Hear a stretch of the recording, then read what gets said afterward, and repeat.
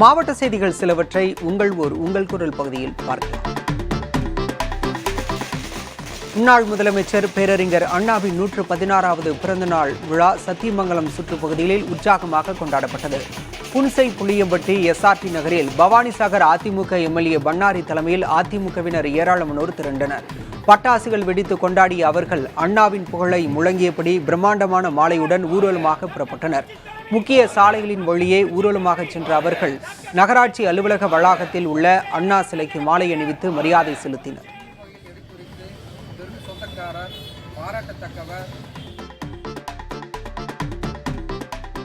விநாயகர் சதுர்த்தியை முன்னிட்டு தூத்துக்குடி மாநகரம் மற்றும் முத்தையாபுரம் பகுதியில் வைக்கப்பட்டிருந்த 70க்கும் மேற்பட்ட விநாயகர் சிலைகள் ஊர்வலமாக எடுத்துச் செல்லப்பட்டு கடலில் கரைக்கப்பட்டன. பசுமண்டபத்திலிருந்து 46 விநாயகர் சிலைகள் காவல்துறை பாதுகாப்புடன் நகரின் முக்கிய வீதிகள் வழியாக எடுத்துச் செல்லப்பட்டு திரேஸ்புரம் சங்குமுக விநாயகர் கடற்கரை பகுதியில் கடலில் கரைக்கப்பட்டன. இதேபோன்று முத்தையாபுரம் பகுதிகளில் வைக்கப்பட்டிருந்த 32 விநாயகர் சிலைகள் ஊர்வலமாக எடுத்துச் செல்லப்பட்டு புதிய துறைமுக கடற்கரை பகுதியில் கடலில் கரைக்கப்பட்டன.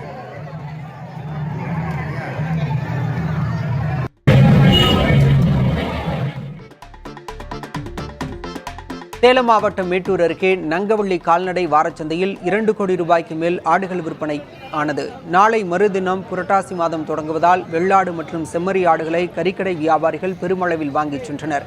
வெள்ளாடு கிடாய் கடந்த வாரம் 15,000 ரூபாய்க்கு விற்கப்பட்ட நிலையில் இந்த வாரம் 20,000 ரூபாய்க்கு மேல் விற்பனை செய்யப்பட்டது. செம்மறி ஆடு கிடாய் 12,000 ரூபாய்க்கு விற்கப்பட்ட நிலையில் இந்த வாரம் 15,000 முதல் 17,000 ரூபாய் வரை விற்பனை செய்யப்பட்டது. கடந்த வாரத்தை விட இந்த வாரம் கூடுதல் விலைக்கு ஆடுகள் விற்பனையானதால் வியாபாரிகளும் விவசாயிகளும் மகிழ்ச்சி அடைந்தனர்.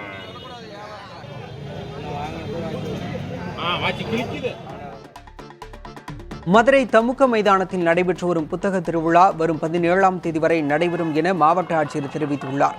கடந்த 6ஆம் தேதி தொடங்கிய இந்த புத்தக திருவிழா வரும் திங்கட்கிழமை வரை நடைபெறும் என அறிவிக்கப்பட்டிருந்தது. பல்வேறு அரங்குகள் அமைக்கப்பட்டு புத்தக திருவிழா சிறப்புற நடைபெற்று வருகிறது. மேலும் கல்லூரி மாணவ மாணவிகள், பிரபல எழுத்தாளர்கள் உள்ளிட்டோர் பங்கேற்கும் சிந்தனை அரங்க நிகழ்ச்சிகளும் நடைபெற்று வருகின்றன.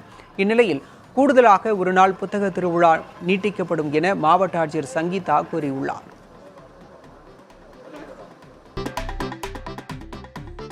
கன்னியாகுமரி மாவட்டத்தில் ஓணம் பண்டிகை கோலாகலமாக கொண்டாடப்பட்டு வருகிறது. வீடுகள், கோயில்கள் மற்றும் தெருக்களில் அத்தப்பூ கோலமிட்டு பண்டிகையை உற்சாகமாக கொண்டாடி வருகின்றனர்.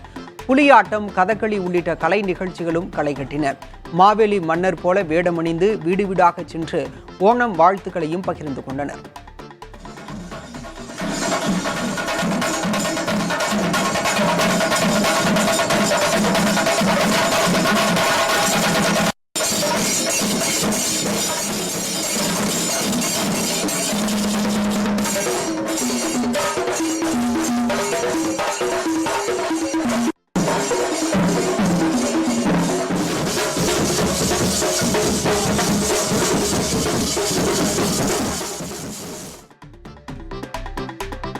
மதுரை அழகர் கோயிலில் மூடப்பட்ட மலைப்பாதை 6 நாட்களுக்கு பின்பு திறக்கப்பட்டு மலை மீது வழக்கம் போல் வாகனங்கள் சென்று வர அனுமதிக்கப்பட்டன.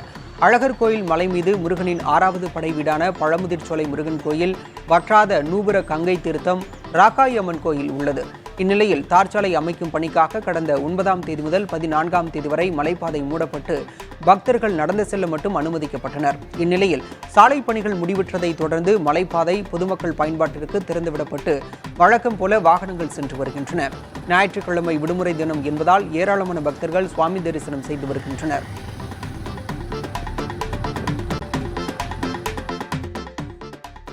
மதுரை மாவட்டம் மேலூர் அருகே மாட்டுவண்டி பந்தயத்தை வேடிக்கை பார்த்தபோது வேனில் இருந்து தவறி விழுந்து தூய்மை பணியாளர் உயிரிழந்தார். தும்பைப்பட்டியைச் சேர்ந்த ராஜா என்பவர் ஊராட்சி தூய்மை பணியாளராக பணியாற்றி வந்தார். இவர் கோயில் திருவிழாவை முன்னிட்டு நடைபெற்ற மாட்டுவண்டி பந்தயத்தை வேன் மீது ஏறி வேடிக்கை பார்த்துள்ளார். அப்போது வேன் திடீரென நகர்ந்ததில் நிலை தடுமாறி கீழே விழுந்த ராஜா மீது பந்தயத்தில் பங்கேற்ற மாட்டு வண்டிகள் ஏறிச் சென்றன. இதில் படுகாயமடைந்த ராஜா மேலூர் அரசு மருத்துவமனையில் அனுமதிக்கப்பட்டு சிகிச்சை பலனின்றி உயிரிழந்தார்.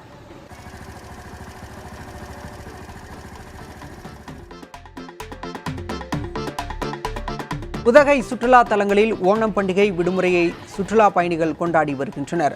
அரசு தாவரவியல் பூங்கா, படகு இல்லம் உள்ளிட்ட பகுதிகளில் தமிழகம் மட்டுமின்றி கேரளாவைச் சேர்ந்த மக்கள் ஏராளமானோர் குவிந்தனர். பூங்கா கண்ணாடி மாளிகையில் உள்ள வெளிநாட்டு மலர்களை புகைப்படம் எடுத்தும் அங்கு செல்ஃபி எடுத்தும் தங்களது மகிழ்ச்சியை வெளிப்படுத்தினர்.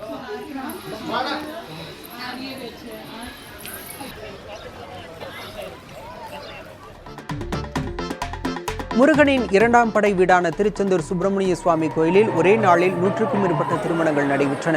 ஆவணி மாத கடைசி முகூர்த்தம் மற்றும் வார விடுமுறை என்பதால் கோயிலில் பக்தர்கள் கூட்டம் அலைமோதியது. இதனால் 4 மணி நேரத்திற்கு மேலாக பக்தர்கள் காத்திருந்து தரிசனம் செய்தனர்.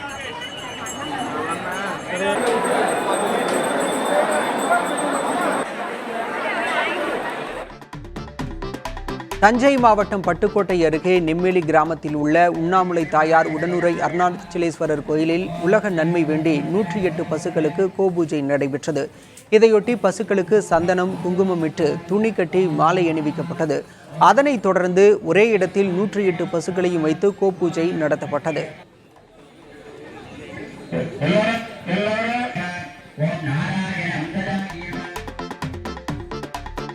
கடலூர் மாவட்டம் வேப்பூர் அருகே லாரி ஒன்று மற்றொரு லாரி மீது மோதி விபத்துக்குள்ளானது. இதில் 2 லாரிகளும் 2 கார்கள் மீதும் மோதின. இந்த விபத்தில் 11 பேர் படுகாயமடைந்தனர். சேப்பாக்கம் மேம்பால பகுதியில் பேருந்து நிறுத்தம் அருகே திருச்சியிலிருந்து சென்னை நோக்கி சென்ற லாரி ஒன்று மத்திய தடுப்பை தாண்டி எதிரே வந்த லாரி மீது மோதியது. இதைத் தொடர்ந்து லாரிகளின் மேல் மோதி 2 கார்கள் விபத்துக்குள்ளாகின. இதில் லாரி ஓட்டுநர் உட்பட 11 பேர் படுகாயமடைந்தனர். 11 பேரும் வேப்பூர் அரசு மருத்துவமனையில் அனுமதிக்கப்பட்டு பின்னர் மேல் சிகிச்சைக்காக திருச்சி அரசு மருத்துவமனைக்கு அனுப்பப்பட்டனர்.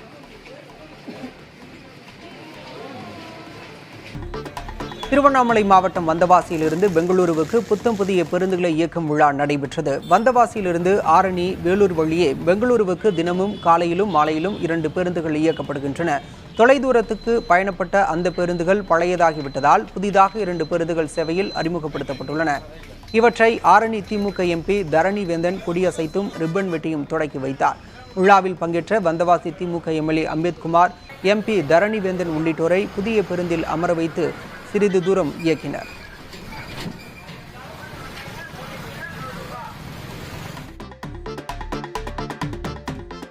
நீலகிரி மாவட்டம் கூடலூரில் வீடுகள் முன்பு அத்தப்பூ கோலமிட்டு மக்கள் ஓணம் பண்டிகையை கொண்டாடி வருகின்றனர்.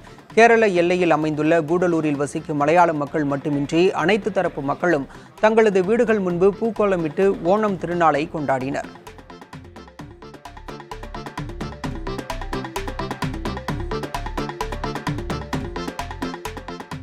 தூத்துக்குடி மாவட்டம் விளாத்திக்குளத்தில் தியாகி இமானுவேல் சேகரனாரின் 67வது குரு பூஜையை முன்னிட்டு மாட்டுவண்டி எல்கை பந்தயம் நடைபெற்றது. நெல்லை, மதுரை, ராமநாதபுரம், தூத்துக்குடி, சிவகங்கை, விருதுநகர், தேனி உள்ளிட்ட பல்வேறு பகுதிகளைச் சேர்ந்த 68 போட்டியாளர்கள் பங்கேற்றனர். பூஞ்சிட்டு உள்ளிட்ட பிரிவுகளில் வென்றவர்களுக்கு கோப்பைகள், பரிசுகள் வழங்கி கௌரவிக்கப்பட்டன.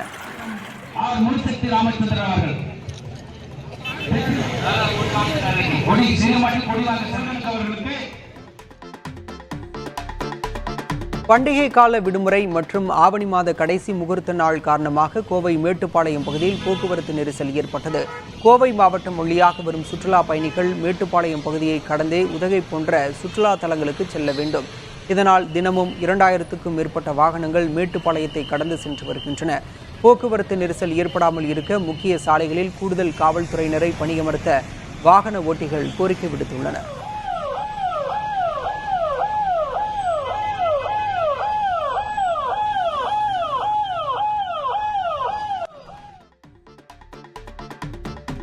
ஈரோடு மாவட்டம் சத்தியமங்கலத்தில் பழமை வாய்ந்த பட்டாபிஷேக ராமர் கோயிலில் நடைபெற்ற திருக்குட நன்னீராட்டு விழாவில் திரளான பக்தர்கள் பங்கேற்று வழிபட்டனர்.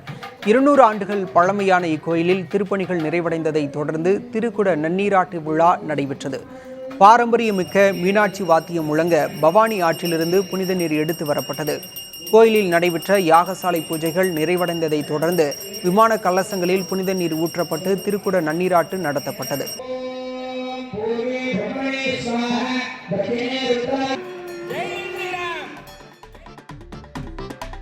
சேலம் மாவட்டம் ஓமலூர் கடையாம்பட்டி சுற்றுவட்டார பகுதியில் சாகுபடி செய்யப்பட்டுள்ள மஞ்சள் பயிரில் இலைப்புள்ளி நோய் தாக்கம் தீவிரமடைந்திருப்பதால் விவசாயிகள் கவலை அடைந்துள்ளனர். இதனைத் தொடர்ந்து நோய் தாக்கத்தை கட்டுப்படுத்த எடுக்க வேண்டிய நடைமுறைகள், தெளிப்பான்கள் குறித்து தோட்டக்கலைத்துறை சார்பில் விவசாயிகளுக்கு ஆலோசனை வழங்கப்பட்டுள்ளது.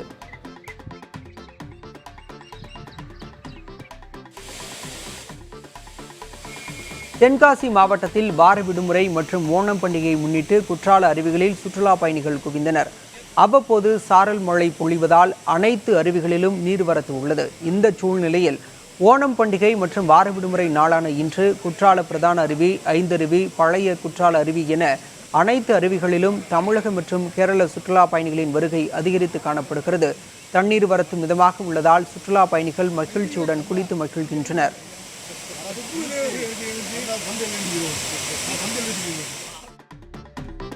சேலம் மாவட்டம் இளம்பிள்ளை அருகே 1000 ஆண்டுகள் பழமையான சித்தர் கோயிலில் குடமுழுக்கு விழா வெகு விமரிசையாக நடைபெற்றது. கஞ்சமலையில் உள்ள கோயிலில் 2ஆம் கால யாக பூஜையும் மாலை, லட்சுமி பூஜை, தீப பூஜை ஆகியவை நடைபெற்றன. பின்னர் குடமுழுக்கு விழா நடைபெற்றது. அப்போது மங்கள வாத்தியங்கள் முழங்க புனித நீருடன் சென்ற சிவாச்சாரியார்கள் கலசத்தில் நீரை ஊற்றினர். ஏராளமானோர் பக்தி பரவசத்துடன் வழிபட்டனர்.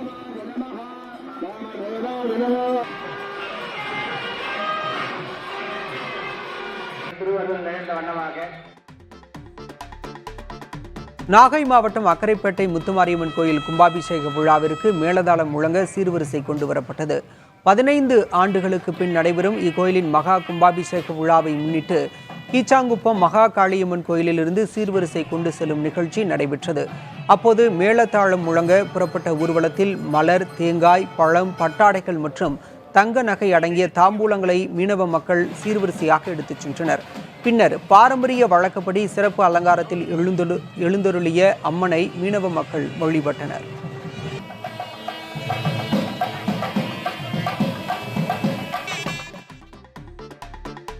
தூத்துக்குடி மாவட்டம் திருச்செந்தூர் சுப்பிரமணிய சுவாமி கோயிலில் புரட்டாசி மாத பௌர்ணமியை முன்னிட்டு சிறப்பு தரிசனத்திற்கான அனுமதி ரத்து செய்யப்படுவதாக கோயில் நிர்வாகம் அறிவித்துள்ளது.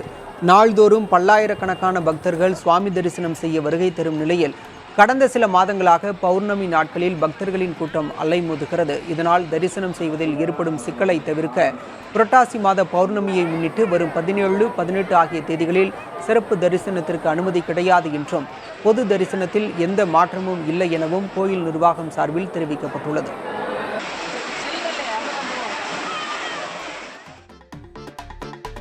நாமக்கல் அருகே பலப்பட்டறை மாரியம்மன் திருக்கோயிலில் 20 ஆண்டுகளுக்கு பிறகு மகா கும்பாபிஷேகம் நடைபெற்றது. கணபதி ஹோமத்துடன் யாகசாலை பூஜைகள் நடத்தப்பட்டு கோபுர கலசத்துக்கு புனித நீர் ஊற்றி கும்பாபிஷேகம் நடைபெற்றது. இதில் திரளான பக்தர்கள் பங்கேற்றனர். கூட்ட நெரிசல் ஏற்பட்டதை அடுத்து அப்பகுதியில் போக்குவரத்து மாற்றம் செய்யப்பட்டது.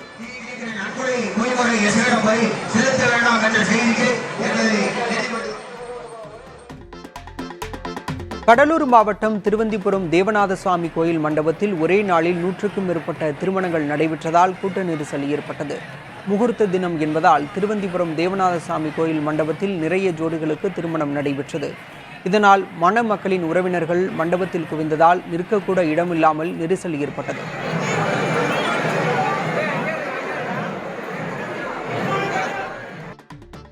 கன்னியாகுமரி மாவட்டத்தில் ஓணம் பண்டிகை கோலாகலமாக கொண்டாடப்பட்டு வருகிறது. வீடுகள், கோவில்கள் மற்றும் தெருக்களில் அத்தப்பூ கோலமிட்டு பண்டிகையை உற்சாகமாக கொண்டாடி வருகின்றனர். புலியாட்டம், கதகளி உள்ளிட்ட கலை நிகழ்ச்சிகளும் களை கட்டின. மாவேலி மன்னர் போல வேடமணிந்து வீடு வீடாக சென்று ஓணம் வாழ்த்துக்களையும் பகிர்ந்து கொண்டனர்.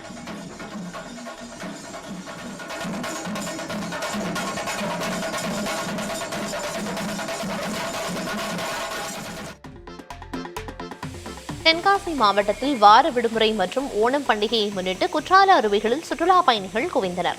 அவ்வப்போது சாரல் மழை பொழிவதால் அனைத்து அருவிகளிலும் நீர்வரத்து உள்ளது. இந்த சூழலில் ஓணம் பண்டிகை மற்றும் வார விடுமுறை நாளான இன்று குற்றாலம் பிரதான அருவி, ஐந்தருவி, பழைய குற்றால அருவி என அனைத்து அருவிகளிலும் தமிழக மற்றும் கேரள சுற்றுலா பயணிகளின் வருகை அதிகரித்து காணப்படுகிறது. தண்ணீர் வரத்து மிதமாக உள்ளதால் சுற்றுலா பயணிகள் மகிழ்ச்சியுடன் குளித்து மகிழ்கின்றனர்.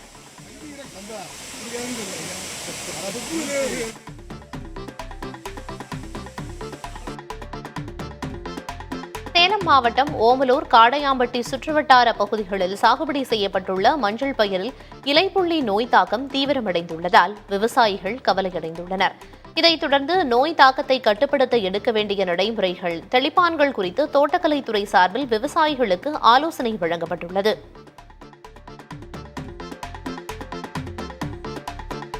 ஈரோடு மாவட்டம் சத்தியமங்கலத்தில் பழமை வாய்ந்த பட்டாபிஷேக ராமர் கோயிலில் நடைபெற்ற திருக்குட நன்னீராட்டு விழாவில் திரளான பக்தர்கள் பங்கேற்று வழிபட்டனர்.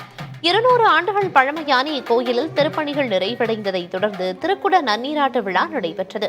பாரம்பரியம் மிக்க மீனாட்சி வாத்தியம் முழங்க பவானி ஆற்றிலிருந்து புனித நீர் எடுத்து வரப்பட்டது. கோயிலில் நடைபெற்ற யாகசாலை பூஜைகள் நிறைவடைந்ததை தொடர்ந்து விமான கலசங்களில் புனித நீர் ஊற்றப்பட்டு திருக்குட நன்னீராட்டு நடத்தப்பட்டது.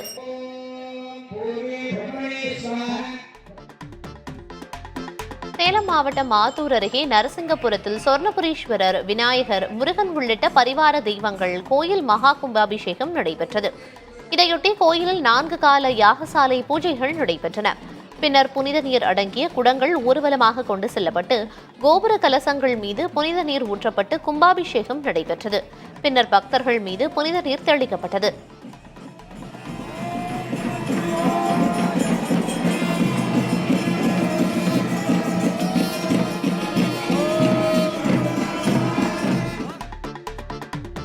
தேனி மாவட்டம் வைகை அணையிலிருந்து 3 மாவட்டங்களின் பாசனத்திற்கு தமிழக வணிக வரித்துறை அமைச்சர் தண்ணீரை திறந்து வைத்தார். ஒரு போக பாசனத்திற்கு வினாடிக்கு 1130 கன அடி வீதம் தண்ணீர் திறக்கப்பட்டுள்ளது. இதன் மூலம் மொத்தம் 1 லட்சத்திற்கும் மேற்பட்ட விவசாய நிலங்கள் பாசன வசதி பெறவுள்ளன. விவசாயிகளின் கோரிக்கையை ஏற்று வைகை அணையிலிருந்து பாசனத்திற்கு தண்ணீர் திறக்கப்பட்டுள்ளதால் ஒரு போக பாசன விவசாயிகள் மகிழ்ச்சியடைந்துள்ளனர். 3 மாவட்ட ஆட்சியர்கள் மற்றும் தேனி நாடாளுமன்ற உறுப்பினர் உள்ளிட்டோர் வைகை அணையிலிருந்து திறக்கப்பட்ட நீரை மலர் தூவி வரவேற்றனர்.